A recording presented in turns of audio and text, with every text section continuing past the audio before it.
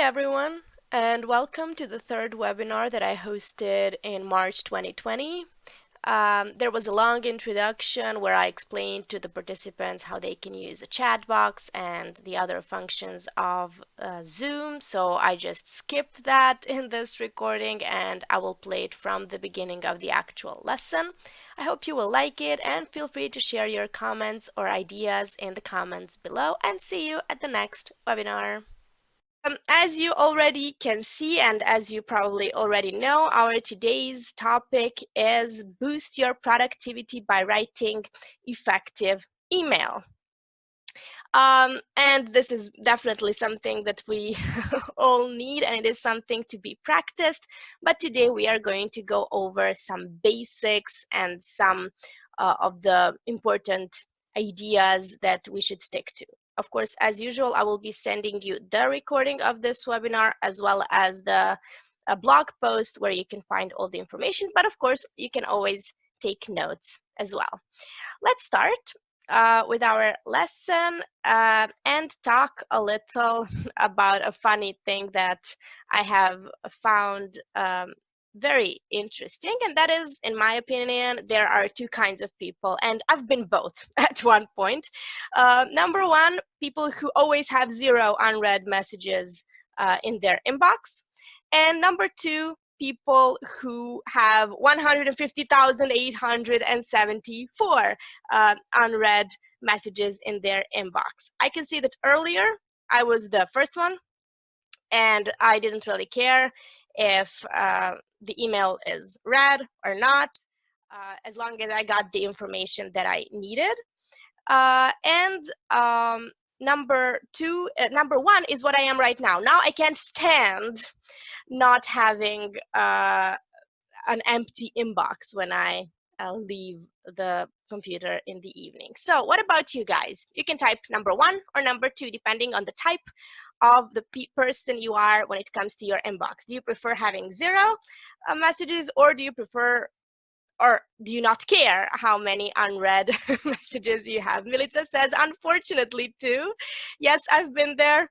I think it's become kind of a habit of mine to clean out, but it has been hard at the beginning. So I feel for you, but that is nothing to be ashamed of. It's just the way it is. And if you can handle it, great for you. Okay, thank you, guys. I see we have 2s, we have 1s. That is great. We are all different, and that is what makes us unique. So today we are going to talk about, sorry, I'm just going to delete these numbers. For some reason, they are still here. Today we're going to talk about 3 things. First, we are going to talk about how we can make sure that our emails are clear and that they are easy to understand. Second, we are going to talk about why it is important to write effective emails and how it can help you boost your productivity. And number 3, we are going to cover some tips for writing the most effective emails. Okay, I see we have many 2s, many 1s, and I think that is actually wonderful. Here is another great picture that I found while preparing this lesson, and I think it is really interesting the way things change, and we are witnessing a big change in our world at the moment, but this is something maybe a bit older, so to say. So 15 years ago, do you remember, guys, when you got an email, you would get so excited? Like, I remember it would be one email in 15 days or in 30 days, or it would be my teacher sending me homework or something like that. And it would be so exciting. While on the other hand, we were still receiving letters by mail. But now, as we mentioned earlier, sometimes we have 150,000 unread emails. But just imagine receiving a letter now. Just imagine somebody sending you a postcard. It's been a while, to be honest, since I have received postcards, or not to mention letters. So what about you guys? You can share with me in the chat box. Do you write letters? Do you receive them? I know there is this great website called post-crossing, and you can actually have pen pals all around the world. I have a friend who does that, and I think it's awesome. But unfortunately, at the moment, I don't have time for that. So what about you? Do you get excited when you receive a letter, or do you regularly send them? Feel free to tell me your opinions in the chat box. Now, when it comes to writing effective emails, it is well, our focus for today. And in the following slides, we are going to review some tips and some advice that will help you write emails that are clear, that are easy to understand, and of course, most importantly, effective. As we've already mentioned several times before, in a world where we receive at least several emails per day, we want to make sure that the email we send is read in time and that we can receive a response to that. So it is very important how we are going to put it together to get that response. So here's what we should pay attention to. Thank you, Milica. It's great to know that somebody here also uses post-crossing. I think it's pretty awesome. So the first thing that we really need to think about when it comes to writing an effective email is the subject line. And I can tell you an anecdote of how I came to realize why subject lines are important. Actually, I don't know how many of you know this, but I'm a journalist by profession. So during my college days, I volunteered at a local newspaper. And, you know, we were sending each other finished articles or photos to review or whatever it is. And I remember sending an email with an article to a senior colleague, now my really close friend, and I left the subject blank. So she was like, okay, you cannot do this. I receive hundreds of emails from, you know, all kinds of facilities around the city and government and who knows what. I will not open your email if the subject line is blank. So if there is one thing that you're going to take from this webinar, let it be this: don't leave your subject line blank. It is a big no-no, especially in the business world. So I've already answered the first question of today for you. This one is definitely not a good subject line. But let's see, let's do a little quiz and let's see what you think about these subject lines. So you can write G for good or B for bad. Let's see the subject line number 2. It says, important, read immediately. What do you guys think? Is this bad or is it good? Okay, we have 2 B's. So, oh, wow, you guys are good. Excellent. Everybody agrees here that this is definitely a bad subject line. And of course, I agree as well. Great. How about this one? Quick question. Yes, here we have a great opinion that the second one is not good because it's too pushy and aggressive. Very good. And now here we have some different opinions. Some think that quick question is a good answer, while some of you think it's a bad subject line. I would say we have G/B. Good job. Yes. This way, if we just write quick question, I wouldn't say it's the best, but we could improve it. We could say, for example, quick question about our yesterday's meeting, or quick question about the file that you sent me. So make it specific. Not good, not terrible. That makes me think of a meme that is going around these days about coronavirus. But yes, not good, but not terrible. Make it more specific. So I would say this one is also a bad example of the subject line. Let's see number 4. Follow up about Friday. What do you guys think? Is this a good example of a subject line or a bad one? Okay, Alana says good. Maria says good. What do you guys think? Is it specific enough? Is the big question. Okay, very good. We have mostly G's.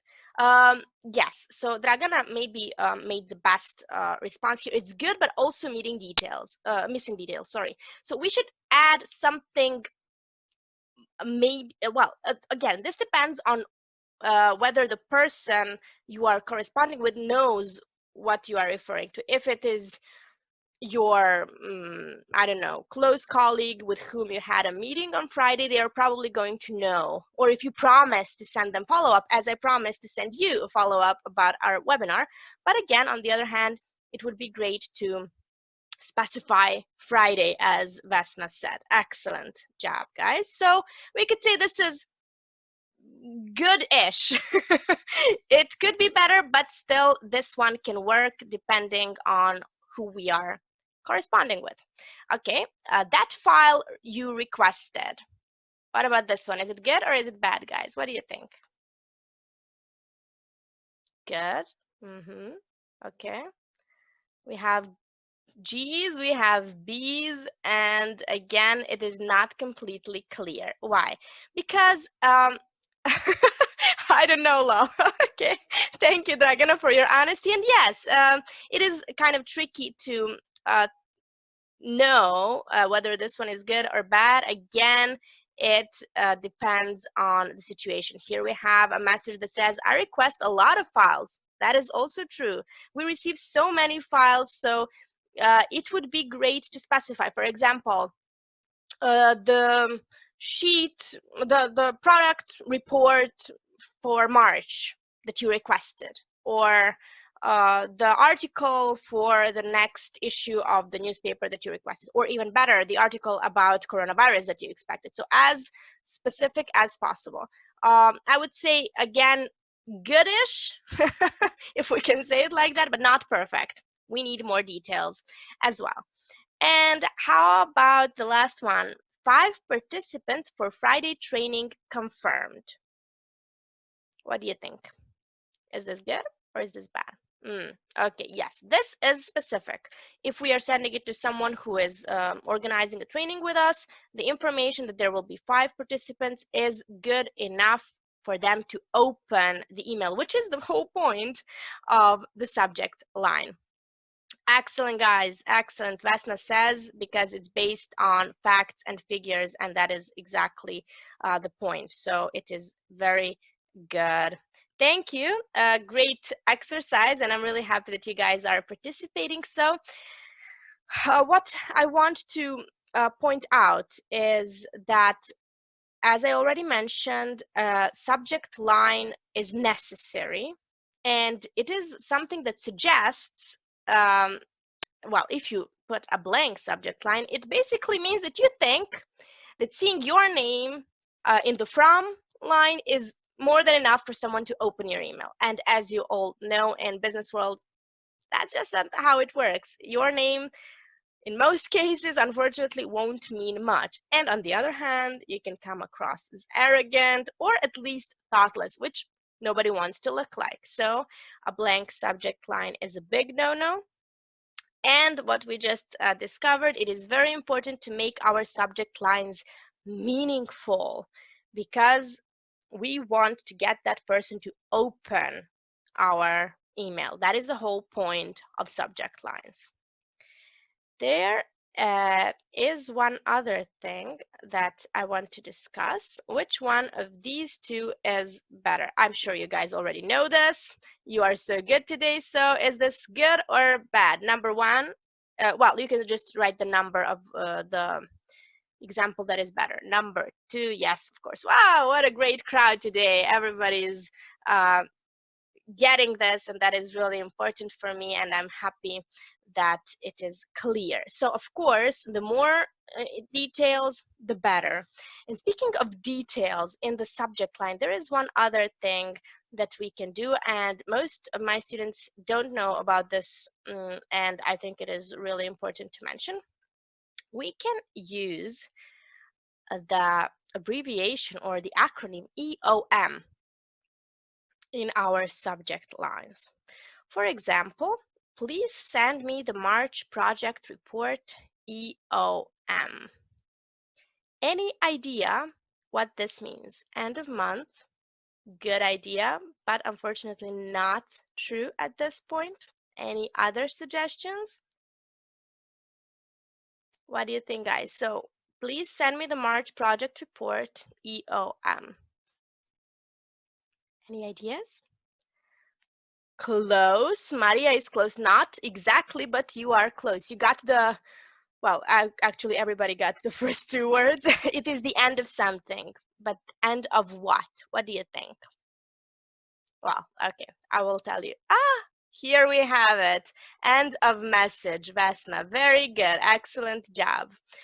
End of message. This means if you put it at the end of your subject line, it means that there is no need to open the email. So if you can fit the entire message into the subject line, it means that the EOM at the end will tell the person who receives the email that they don't need to open it. They got all the information. They can just mark as read if they are like me and move on. So yes, I know many people haven't seen it, but it is great that I can teach you this and you can start using it and teaching other people. And it is really useful and in foreign countries used much more often. So I would like you guys to try to give me an example of a short subject line with EOM at the end. You can type them now. I will move on with the lesson and I will take a look at your responses later on. So one short subject line with EOM at the end. The second tip for you is to to make sure that your message is focused. Think about why you're writing this email. Is it because you are apologizing for something? Is it because you want somebody to do something? Is it because you have a request, or are you asking for something? Or are you responding to somebody's request? So think about these four things: purpose, directness, organization, and of course, politeness.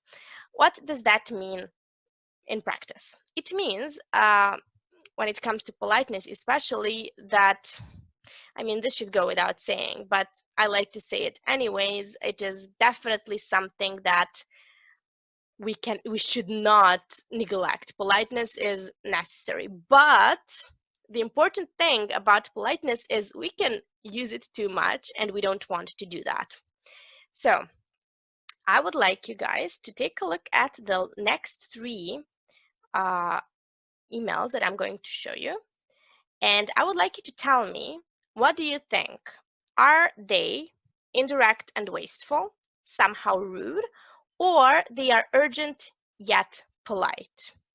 Let's take a look at the first one, and you can just write numbers 1, 2, 3. So 1 for indirect and wasteful, 2 for somehow rude, or 3 for urgent yet polite. I will read the first one for you. It goes, "Dearest Alfred, I would be very much obliged if, at your earliest convenience, you could send me the current password for the website. I look forward to your response. Have a nice day. Yours truly, Martha." So what do you guys think? Is it indirect and wasteful? Is it rude a bit? Or is it urgent yet polite? You can write numbers 1, 2, 3 to tell me your ideas. 3, and we have a 1 as well. 3 or 1? Okay. Well, we are going to take a look at the others, and you're going to see it right away. This is definitely polite. We can agree on that. It is polite. The question is it maybe too polite? Is it wasting our time? Let's think about this. I would be very much obliged if, at your earliest convenience, you could send me the password for the website. Is there an easier way to say this? Is there a faster way to say that that is still polite? It's uber polite. Yes, but we could just say, "Can you please send me the password?" Right? It has the same meaning, but it doesn't waste anybody's time. I would have to think, what does this mean? You need time to decipher, and it is wasting your time. So in this case, this email is too indirect, too polite. Yes, we can be too polite.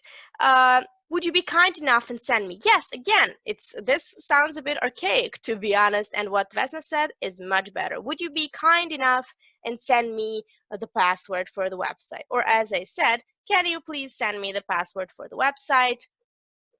Thank you in advance, Martha. Good enough. Let's see the second. Ooh, sorry, I switched too many slides at once. Need the password for the website. Is this indirect and wasteful, somehow rude, or urgent yet polite? Okay, I see that we agree on this one. It is, of course, well, we can probably deduce that all three are urgent. But this one is a bit rude. It is too short. There is no hi, at least, or thanks, or anything like that. It's obvious that the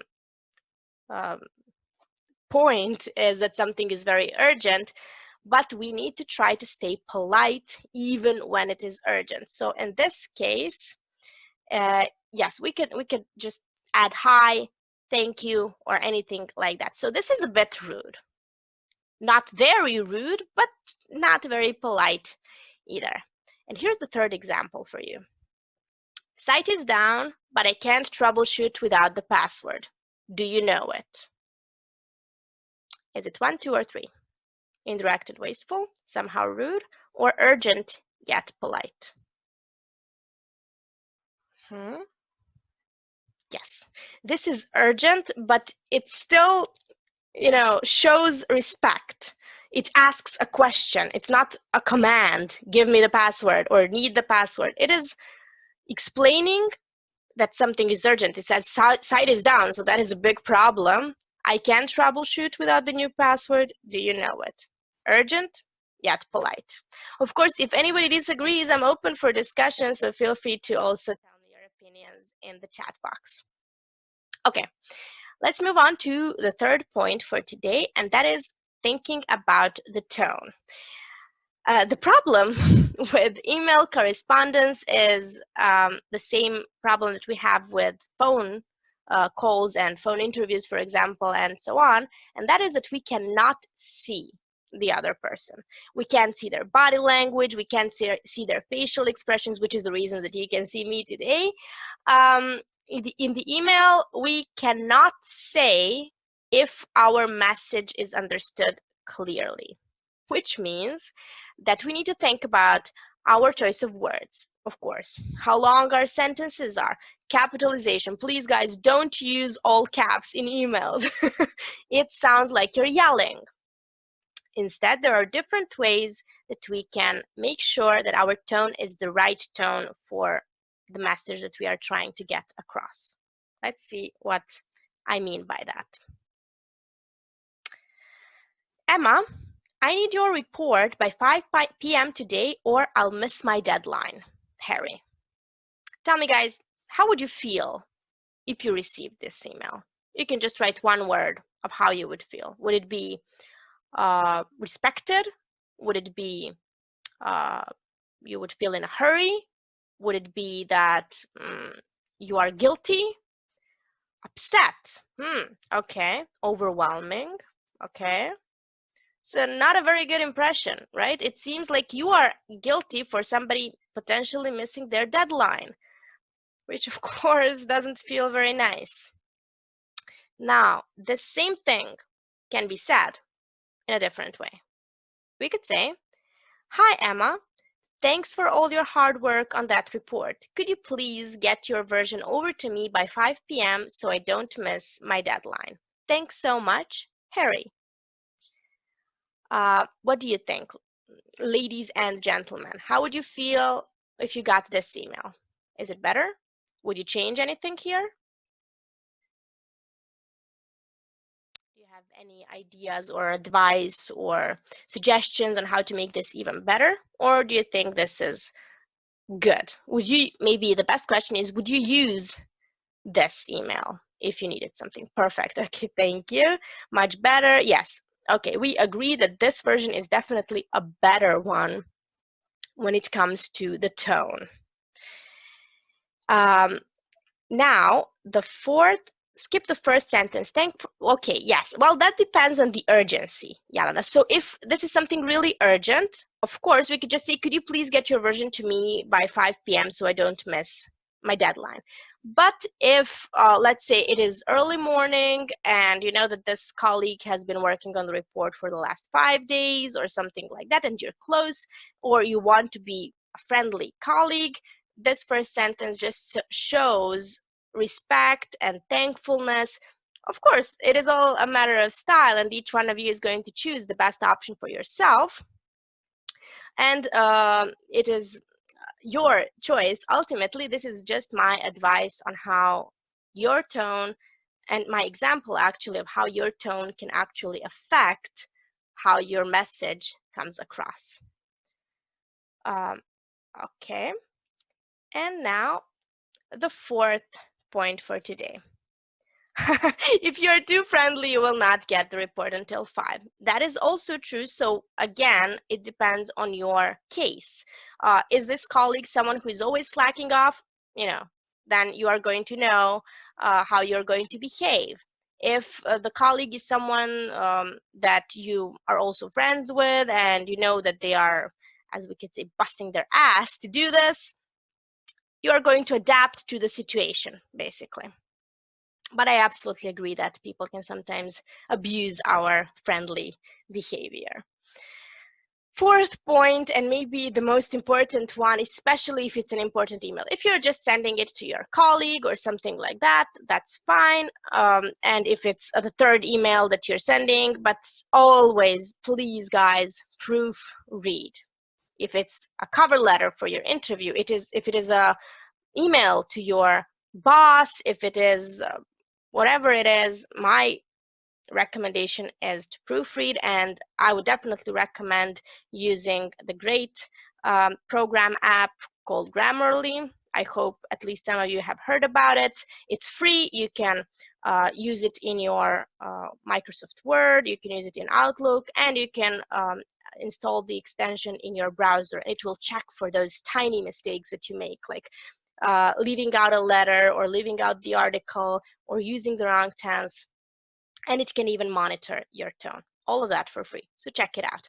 So review your email for spelling, for grammar and punctuation mistakes, and is it too long, which we have already discovered earlier. Is there anything else that you guys can suggest or recommend for us to consider when sending an email in English? If you have any suggestions or ideas for me, please feel free to write them in the chat box. And now remember when I said in the beginning of the webinar that we are going to now have a chance to also, you are going to have a chance to participate. I want to stress that this is a unique chance for you to talk to a teacher of English for free and not be judged. So I would really like it if somebody would participate in the next exercise. Here's what it is. We're going to practice, basically. I give you a situation, an email, and you try to write that email, well, to tell me what the email would contain. It doesn't have to be perfect, of course, but it would be great if you tried. So the first situation that we have is you are writing an email to your boss to confirm that you and your family will attend the company's picnic. So this doesn't need to be too long, or it can be literally 2 sentences, but let's think about the form, the tone, and the length. So is there a volunteer who wants to try to talk to me out loud and tell me how they would say this, how they would write this? Maybe Nikolina, since I see you have started writing your email already. You can just raise your hand or write me in the chat box, and I will call your name and unmute you so we can have a little chat. I will give you an example in the meantime. For our boss, we could say, depending on how close and the politics, the culture of the company, we could say, dear John or dear Mr. Jones, I'm writing to confirm that my family will attend the company's picnic. See you there. Bye. Or, well, not bye, obviously you're going to say yours truly or best regards, Ollie in this case. Come on, don't be shy. Who wants to try? Anybody?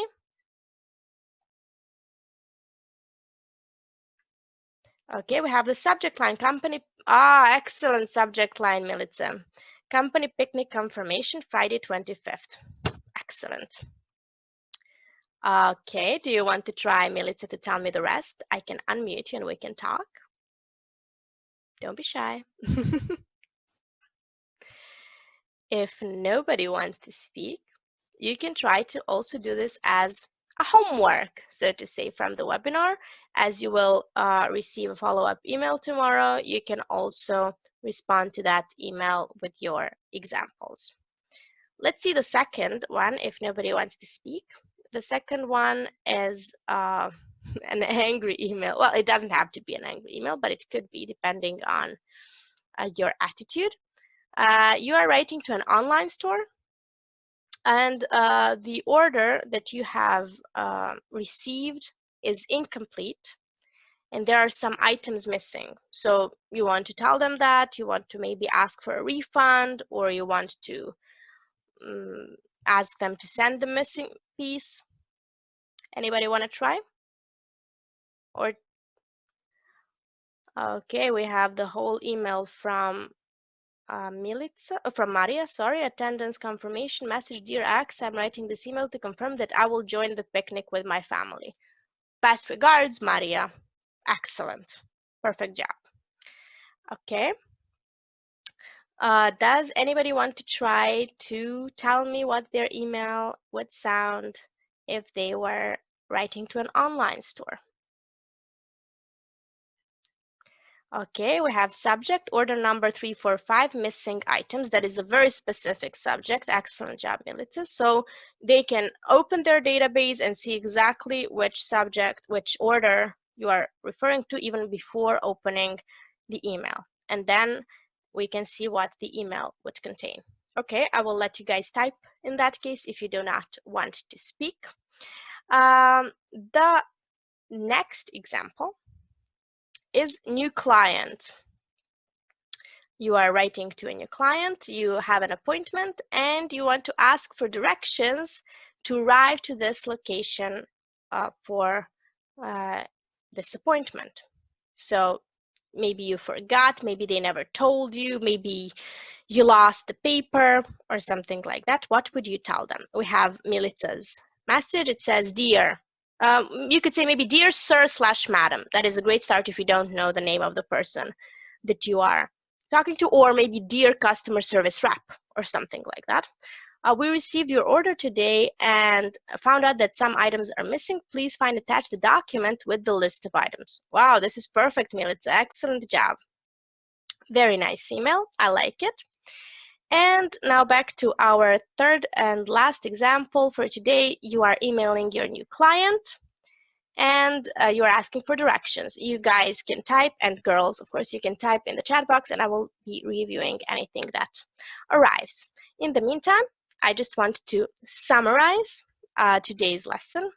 And I want to tell you that writing effective emails is, of course, very important, not just because you are going to ensure that your email is both opened and understood, but also because it helps you increase your productivity. If you write the email in a good way, if you get your message across, that means you don't have to schedule follow-up calls, you don't have to clarify in future emails, you don't have to have unplanned meetings, which means you will boost your productivity. And I truly believe this, and it has been proven in my case that this is really, really important. So since we are running out of time, if anybody else wants to try at least the subject for the last one, feel free to type it in the chat box. And I'm just going to thank you once again. I think I really enjoyed today's get together, and I hope that you did too. Today we have talked about writing effective emails and boosting your productivity. Here we have a subject from Yana. Please send me your address, YOM. Yes, that can work if the meeting is going to start in 5 minutes and you're late and you don't have time, you're in your car at the red light. You can just type that and wait for that response. So thank you guys. Once again, you have been very interactive and I'm really happy. And maybe next time somebody is also going to dare to speak. The next webinar is going to be on next Tuesday. At the same time, I will publish all of the information on my profile. Thank you, and bye, everybody. Have a great evening and a great weekend. Bye.